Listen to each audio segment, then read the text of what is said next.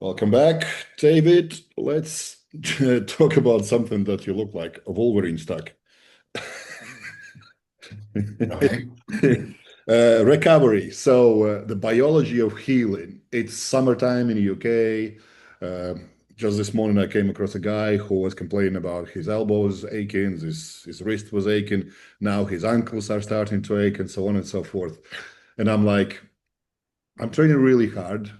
I never really changed the way I train. And I'm healing better now than I used to heal when I was younger, because when I was younger, I just ignored everything. And every single joint was sore until I found a physio who pointed out to me it's not good that you can't lift your arms up without pain. Like now I can move freely and like everything is great. What the hell is happening there? Why are some people healing quicker? Why some others doesn't seem to heal at all? Why is like chronic pain? Uh, we can definitely talk about like posture and whatnot, but I'm more interested in like a physiology of it, of like what's happening in human body. And is there something that we can use? Obviously, a lot of people have heard about this Wolverine stack, which is like TB 500, BPC 157 peptide, maybe some growth factor introduced into that, uh, and dissect it and see if we can find kind of common denominators that everyone could try and see if that helps them. Yeah. So before we start talking about the peptides themselves, let's talk about the physiology of healing. This dovetails with the previous video that we've made. So if you want more details about that, go into that video. There's some graphs and stuff like that. But mainly what it comes down to is the right frequencies interacting with your body, independent of diet and exercise, turns on mTOR, the anabolic pathway in your body. That means that your body is meant to heal at certain times of the day. Um, that's mainly going to be anytime from like 9 a.m. all the way until like 1 p.m., depending on exactly where you live on the planet and what time of the year it is, because it's dependent on UVA light. UVA light is anywhere from 320, about 320 all the way up to 400 nanometers per light. We know for a fact that there are structures in the body within the mitochondria and external to the mitochondria that are turned on anabolic pathways by 380 nanometer light, or frequencies, right? Like they're the same thing. Light and frequencies are interchangeable. Um, and so we know that that happens. We know that you can turn anabolic pathways on in a cell by inducing 380 nanometer frequencies onto a cell membrane. And on the flip side of that, there needs to be enough water, right? Because 380 nanometer light is UV light, okay? There needs to be enough water in the tissue, specifically deuterium depleted water, to be able to absorb that frequency and create a very small electrical current, right? And so what you will notice is that when you interact with higher frequencies, something in the hertz range, like 1 hertz, 2 hertz, 3 hertz, and above, these are ranges of Wi-Fi, cellular networks, Bluetooth, things of that nature. They're microwaves, right? That's what they are. The same technology that's literally in your microwave. You will notice that specifically joints, tendons, ligaments, collagen structures, things that don't have blood going through them. They are heavily dependent on water networks and being hydrated through mitochondrial water production. Um, they get affected the fastest. And you can test this out yourself. You don't even have to take my word for it. You can take a steak, a piece of steak or a piece of meat that has a tendon in it or a ligament in it, and you can put it in a microwave and you can, turn it on for 2, 3 minutes. And what you will notice is that the tendon itself will start to shrivel up and become dehydrated way before the meat cooks. Why is this critical to understand? Because most of the safety guidelines around these types of devices revolve around heat, right? So what this means is you're only required to tell the public that your device is emitting too much radiation if it physically raises the temperature of your tissue, meaning it's cooking the meat. But the effect happens way before cooking the meat. It happens at the tendon and ligament structures way before you even cook the meat, right? 1 or 2 minutes in the microwave is not going to cook a steak, but it is going to dehydrate the tendon and ligament in it. So going back to a person, right? If you are wearing a Whoop band 24/7 on your wrist or wearing some kind of a wearable, you need to be cautious about it always pinging and emitting electrical signals all the time. And some devices don't even have the option to turn that off. So the only real option is to take it off. And so what ends up happening is I have noticed an inflow of people with, oh, my elbow hurts and it's been hurting for a year or two, and nothing really fixes it, or something along those lines. It's usually unilateral, right? It's usually unilateral. And it's very focused on like one, maybe two joints on the body.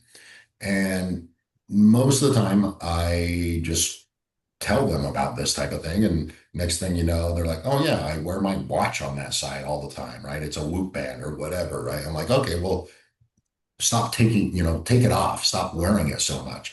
And believe it or not, that's way harder to do for some of these people than you think. They're kind of addicted to it, which then leads me to the next thing that these devices do, because they're usually Bluetooth or Wi-Fi. It also irradiates their blood and signals for high blood glucose and a hypoxic state. So when I analyze their blood work, usually red blood cell count is up, even though they don't take drugs, right? So that's something that I notice. Usually their ferritin is low, but their transferritin is high. Why is that important? Transferritin is transporting iron that cannot release oxygen. It's in a different magnetic state. And ferritin is transporting iron that can release oxygen. So when you see ferritin that's low and transferritin that's high, basically what that's telling you is that their oxygen is bound. It's not being released. And so the red blood cell count keeps going up because their body thinks they're hypoxic, right? So that's what I wanted to describe as far as the phenomenon that I'm seeing in the modern world, right? Now, if you don't get rid of those signals, right? If you don't mitigate those signals, no amount of I'm getting sunlight is going to really help that much. Like, I don't want to say it won't help, but it will be much more difficult. Like, say you just refuse to take off your Whoop band and your elbow hurts, but you start going outside more often. Are you going to notice a difference? Yes, probably. Is it going to completely resolve? It'll take unnecessarily longer than it should if you just were to remove the watch, right, and go to something different. However, you can signal the repair processes faster. The way you can do that is with things like TB500 and BPC 157, depending on the exact level of the injury, right? Like if it's just like what I would call like a overuse injury, that's what most people would call it, like a tendon, an elbow, or elbow tendonitis, or something like that.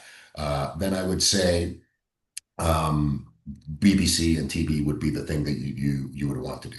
What they actively do, BPC 157, is actually made in the gut, right? So it's a peptide your body already makes, but it's kind of concentrated in the gut because your gut heals incredibly fast.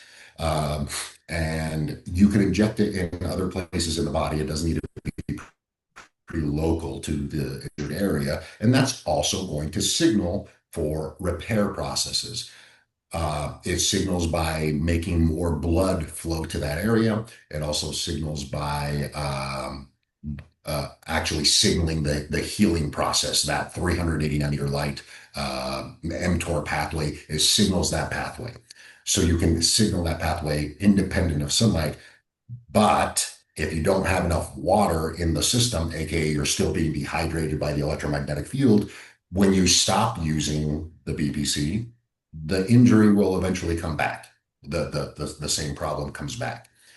BPC 157 works a little bit differently, or not, sorry, the TB 500 works a little bit differently. It signals for stem cells to be ready to be activated.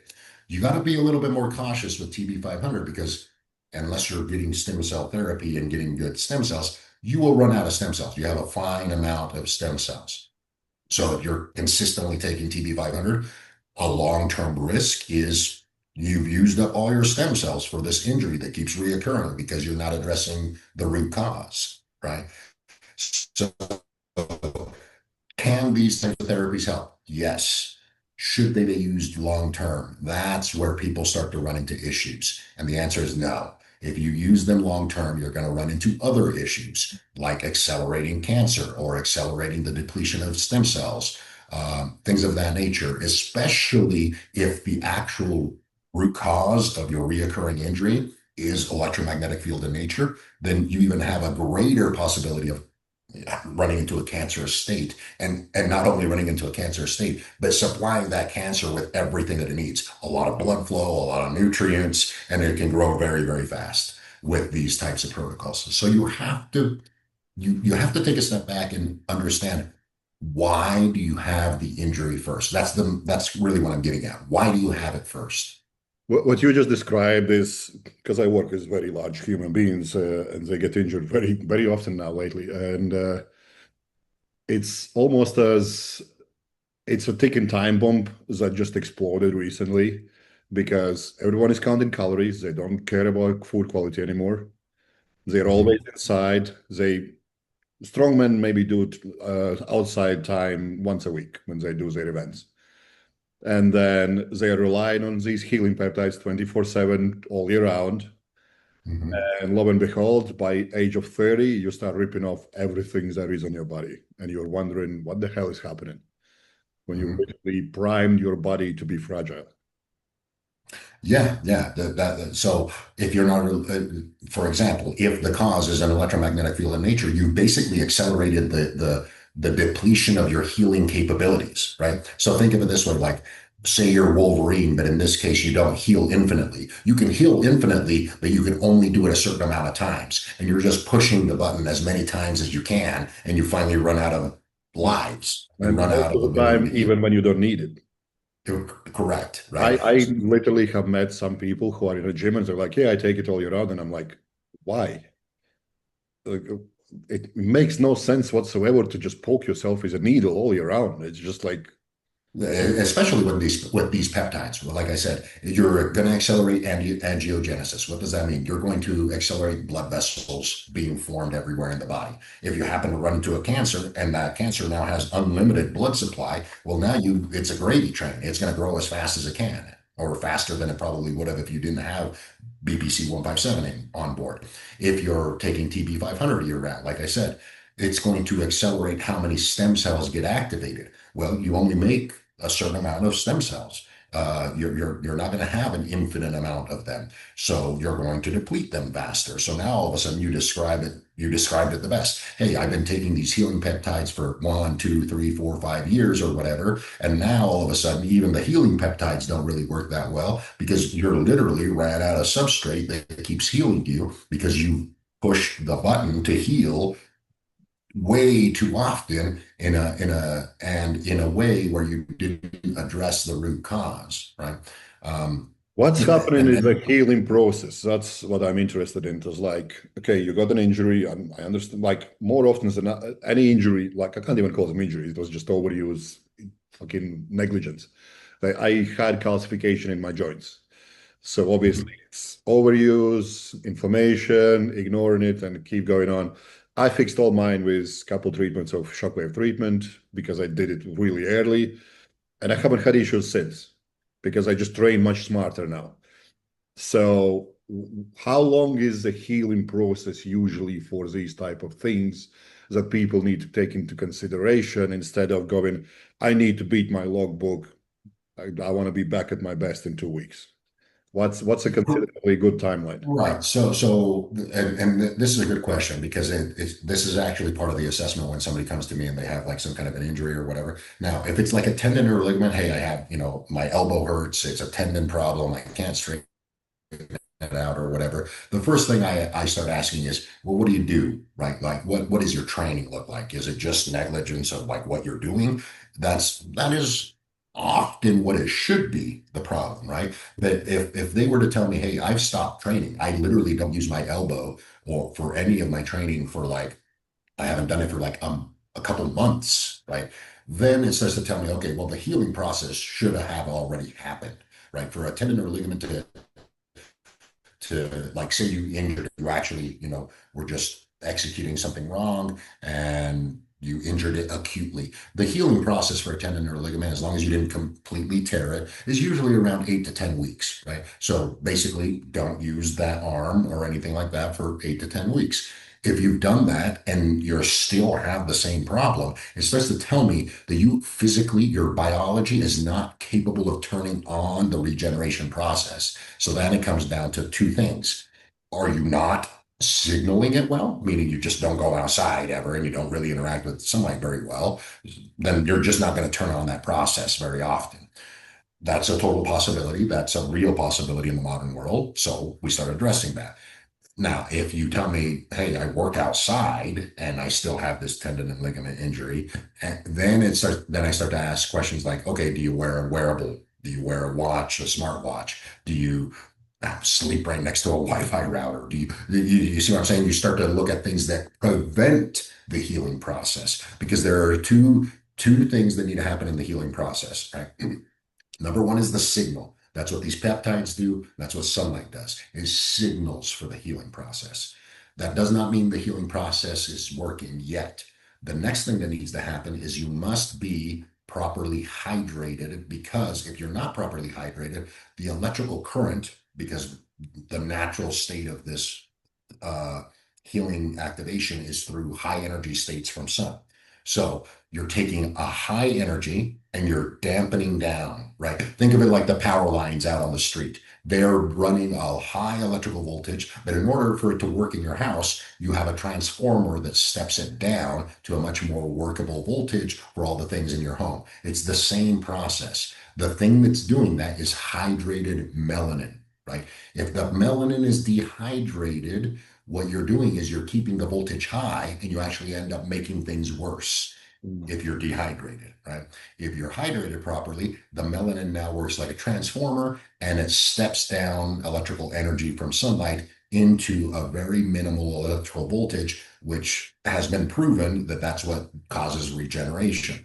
So the actual healing happens when electricity meets hydrated tissues, and those hydrated tissues step down the electrical voltage, and now you have a microvolt at the injured area that's causing a small electric field that's going to cause the aggregation of new tissues, right? The actual formation of a new tissue. And when you say it's hydrated, it doesn't mean just drinking water. It's actually electrolytes and all that kind of stuff mixed with. Yeah, you need Sodium. cellular hydration. It means internal cellular hydration, right? If you just drink a bunch of water, the only exception to this is deuterium depleted water because it resembles metabolic water, the same water that your cells will make. It's the only exception to this. All other water is not going to really cause this. You need to do that through infrared light. Infrared light causes water production in the cells at the same time that it causes ATP production in the cells. So the only things that cause that are proper light frequencies, 600 nanometer light, red light, or deuterium depleted water, and not being microwaved, right? Because that's what microwaves do. Like if you just study, hey, if you just Google how does a microwave work, it will tell you it vibrates water molecules until they evaporate, Mm. right? So that means And when you yours, mention this, it's I think super important thing to kind of notice is stop charging your phone next to your head. 100%. Yes, I'm glad you brought that up. Yes, that is a big no-no. Don't charge your phone next to your head. Don't charge your laptop on your nightstand right next to you. Put them ideally in a different room, right? Like if you need an alarm clock, buy a regular alarm clock. There's nothing wrong with that. Yeah, I Uh, charge everything before I even go to bed and then just put them all in airplane mode. yeah. And not only that, right? Like wearables are being shown, right? More and more studies that they actually affect mood. They can cause depression because what happens when melanin is dehydrated and you're causing this bigger electrical voltage. Melanin is being depleted into dopamine and adrenaline and noradrenaline. It's the same effect as when you look at the screen, a nice bright screen at night. It's depleting melanin in your brain and causing a dopamine response. That's happening in the arm if you're wearing a wearable there. So it starts to make you addicted to them, right? When I mentioned, hey, just remove the watch, and people have a hard time removing the watch, I asked them the question of why is it so hard to take it off? And they really can't answer. They just don't know. They're like, well, I just don't want to. I'm like, this sounds like an addiction behavior. And they're like, well, I guess it kind of is. I'm like, yeah, that's why I want you to take it off, is because I know what's happening. You're dehydrating melanin, you're creating a dopamine response, not a dopamine creation event, but a dopamine depletion event by depleting melanin into dopamine, and you're being addicted. And they're like, I've never had it described to me like that. I'm like, I guess you're right. I'm like, it's just a thing, right? It's just a watch that gives you some extra information. Why can't you take it off? And I'm like, the only explanation is you are now addicted to it through this melanin depletion to dopamine effect that's happening by dehydrating you. And so, When do you pull the plug on using some peptides? Because obviously they need to have all the other behaviors in a place. But what is the severity of the injury when you say like this is definitely not going to heal on its own yeah. anytime soon at all?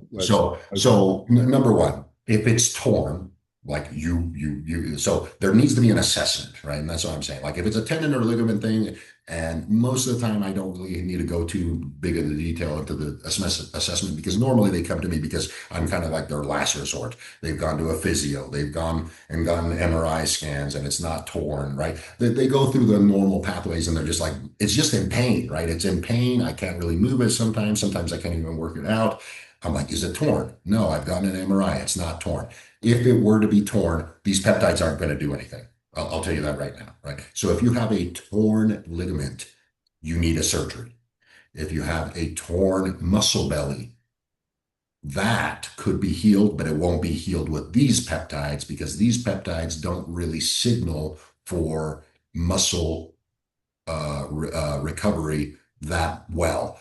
But there are other peptides that do. Mechanogrowth factor, MGF, for example. If you have an actual muscle belly problem, now that peptide will outshine any of the others. It will basically heal a muscle as often as you can inject it. I'm not joking. This used to be a thing. It's just kind of expensive. You would work out. You would take this mechanogrowth factor. You could work out again in 2 hours. Same muscle. And then you can inject it again and work out again in 2 hours. Same muscle. Yeah, it reminds when Anadrol used to be real. Yeah, yeah. But yes. So mechanogrowth factor, right? So this comes back down to the assessment of the injury, right? Say it's not a tendon and ligament, it's a muscle injury. Well, now you got to look into other peptides like IGF-1 and mechanogrowth factor, and depending on the severity of that, right? If it's a full muscle tear, now you need a surgery. If it's just a muscle belly or a few strands, now it is a completely different type of peptide that will going to do that. Now, another injury that's making more and more headlights are Achilles tears, right? Why would that be a thing that goes up? Because people aren't grounding, right? You need an electrical current to be able to heal tendons and ligaments. You need a small electrical current. If the current is building up, meaning it's not discharging, you're not grounding, you're wearing shoes all the time that are ungrounded, then what ends up happening is the Achilles, it's the main ligament that goes from all of your body, all of your fascia, all of the tendons from the top of your head meet the ground at the Achilles, right? So it's the main grounding system of the body. And if it's never grounded, it's going to take the brunt of the large electromagnetic fields if you live in a city, right? You're accumulating charge. That's, I know that you have a body voltage meter, right? If you were to test your body voltage and you're ungrounded, the voltage goes up over the day because you're accumulating charge on the body. Eventually, that means that the tendons in your Achilles have a bigger charge and they get dehydrated and degraded more and more often. Mm. Achilles, under normal conditions, are incredibly resilient. They should never tear. But why are sports athletes tearing Achilles and ligaments left and right? Like that's not common. 4 or 5 different Achilles tears every season in whatever sport you want to look at. It's a field sport. The reason for that is this description of the healing process and why it might be being circumvented. Yeah, it's definitely something that it's very almost in you can predict it in basketball when somebody pulls a calf as the next thing is Achilles. Uh, Mhm. but it's interesting, like all these things that we see now, you can see that they are happening in more developed places than less. Like I wouldn't say NBA is more intense than European basketball. European basketball is rough, like elbowing. I've seen people going on a match with boxing gloves on. That's how intense it Okay. is. And they don't have these kind of injuries Yeah. because Well, it's not surprising. It's not then surprising. you'll see them after training match. They go in the river for a swim, stuff like that. Yeah. Well, and not only that, who owns technocracy? What I mean by that is technology. Who owns technology? Mm. The US. Every single technology company is a US based company.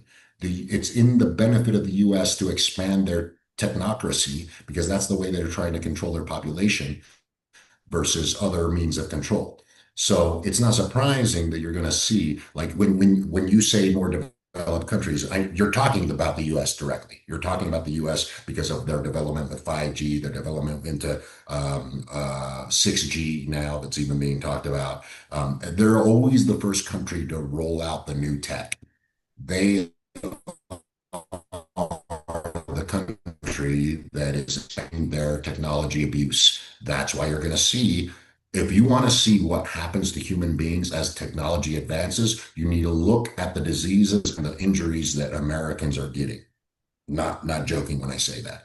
And then if you live in another country and you start seeing, hey, now my country is going to implement the same technology as America, whatever that might be, the new iPhone, 5G technology, 6G technology, whatever, then you better be looking at the types of injuries and illnesses that Americans are getting, because that is what you need to be uh, counting on or looking out for, I should say. Mm. Yeah, it's very interesting because when I look at my country, how it changed when we joined the European Union, and all illnesses just went through the roof. When Mhm. people stopped growing their own food, people stopped, well, basically doing everything on their own. Uh, and it's quality of life for not doing anything just went through the roof, but the health took a massive dip. So, uh, Yeah. So let me add another layer to this. Uh, the whole technocracy thing and how the two biggest economies in America are health and technocracy, right? If the technocracy keeps you unhealthy, then you're elevating the other. And here's the other thing. They're making an internet of all things. What does that mean? That means if this is how technocracy is going to surpass socialism or communism. They can now hear and listen to everything that you say. There are laws now that when you go to court, your smart device that's listening to you all the time, it can testify against you now. And so just think about that with yeah, yeah, from a yeah. complete It's, human. like in UK, government can access every single one of your phones. Yeah. They don't need your, um, uh, they can do it anytime they want, literally. Right. So and this is only because you are allowing it, right? Nothing is telling you you must have a smart device, right? Nothing is telling you you must have it all on you all the time. Why is it so easy to do this? It goes back to what I originally said. You're being addicted to the technology on purpose through this dehydration effect, which is causing the injury. They're addicting you and injuring you at the same time when you really start to understand how biology works. So that sounds more of a like almost an experiment of how can we, because let's be honest, everything is about making money, grabbing power, and all that kind of stuff.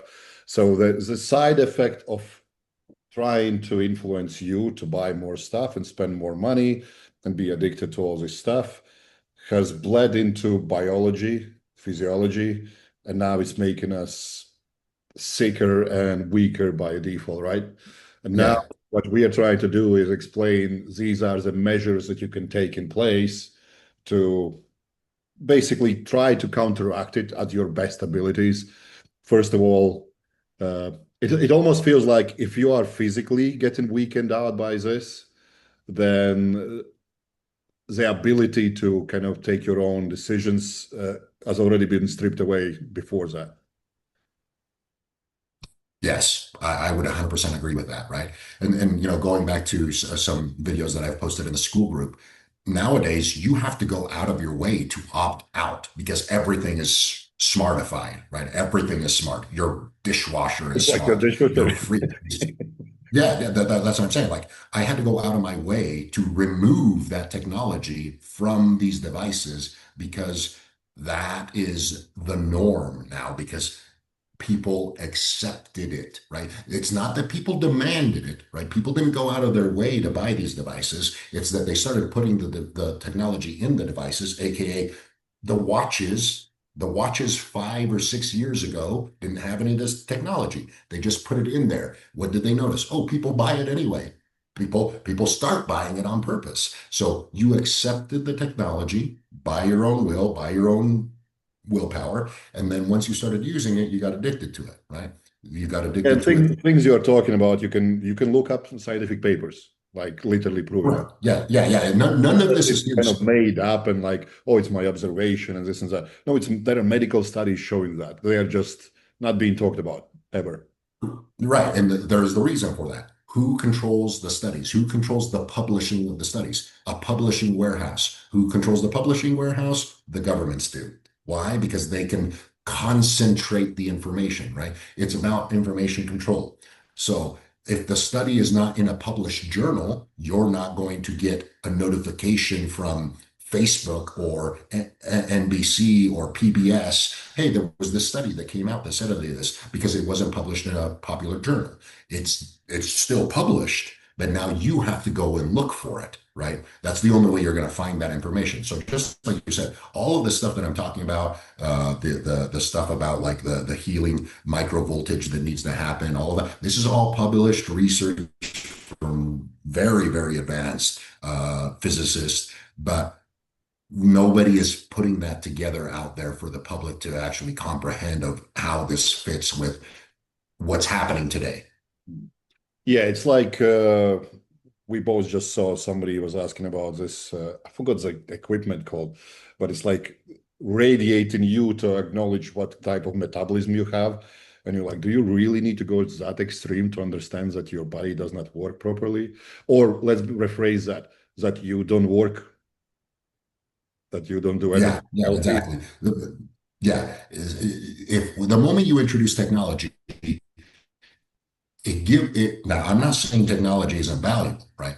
It can give you a pinpointed vision or insight of where the system is broken, right? If you've got the right technology, for example, a simple blood work, but that blood work is technology. That's not something that normally people had access to 20 years ago, 30 years ago, right? So if you know how to use the technology, it can shine a light to exactly where you need to focus to do the fixing. So But somebody if you're using just full band, they would much rather be better off just using as almost like a diagnostics tools, now and then, yeah.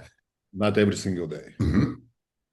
So that, Yes, because it can quickly go to abuse, right? Abuse meaning I just wear it because I find it fun to look at all these numbers all the time, but you're not actually doing anything with those numbers. And more or less, when things start to go wrong, you're not critically analyzing what the feedback is or what the full picture of the analysis is, right? So like when there's a scientific paper out, there's the question of, by doing this paper, the design that we made for this study, did we affect the result that we got, right? That is a scientific conundrum. If we design this incorrectly, we're going to falsify our own information. People don't even understand that, right? And that is exactly what's happening with these wearables. By wearing the device, are you changing the results that you're going to get? The answer is yes, especially if you're wearing it all the time. And it's obvious when you do blood pressure monitor is the most obvious thing that people go like, yeah, my blood pressure is normal, but when I start wearing this, my pulse go through the roof and this and that. I'm like, yeah, and imagine now wearing Whoop band 24/7. Yeah. You only measure blood pressure maybe once a day or once a week at best, and that affects you negatively. I imagine something that you have no control over and you kind of don't even acknowledge, and it has far deeper implications than just blood pressure monitoring. This has been really in depth. I'm mindful of your time. I'm not going to hold you much longer, so I just want to kind of narrow it down what people can do. It's like acknowledge that if you are getting injured, happens to anyone. It could be an accident. More often than not, what we both see now, it's a chronic incorrect habit or environment that is enhancing this ability to get injured. And if that is the case, there should be some thinking involved into what does my lifestyle actually look like? Is it same thing happening over and over and over again? Even if you and the most important part is if the injury is ongoing after you kind of took away all the stress you can acknowledge already, it's time to look deeper into that, right? Yes, that's exactly what I would say, right? If you've already taken steps to like remedy the situation and you've given yourself some time off, you've talked to a physio, you've hired a coach for proper execution of the movements you might be doing. So, all the obvious things, right? And the injury continues to come back. You might not be taking into account the full picture. Mm-hmm. Well, yeah, it's like I was healing my teres minor for over a year just because I understand that it didn't feel right. So I was within specific moments for over a year, and now it feels great. But not many people have that mindfulness. Not many people understand that their body feeling off means don't do that thing that makes it feel worse. Yeah, 100%, 100%. And once you do figure this out, right, you do find the root cause, then a healing peptide protocol could definitely be the thing that you need to do to heal it as quickly as possible, right? Like I'm not against the peptides, but not all peptides work for all injuries, as I just described. If it's a muscular injury versus a tendon ligament, it's a different set of peptides. So especially with this whole Wolverine protocol, it's like, oh, just they'll heal everything. And that's not true, right? They are specific to certain structures and they do help, they do heal. But if your injury is something that these aren't going to heal, taking them isn't going to do anything. And it can potentially set you up to something different if you are, if you notice that nothing's happening and you just keep taking them. Awesome, David. Appreciate your time as usual. And we'll carry on in next videos. Awesome. Thank you very much.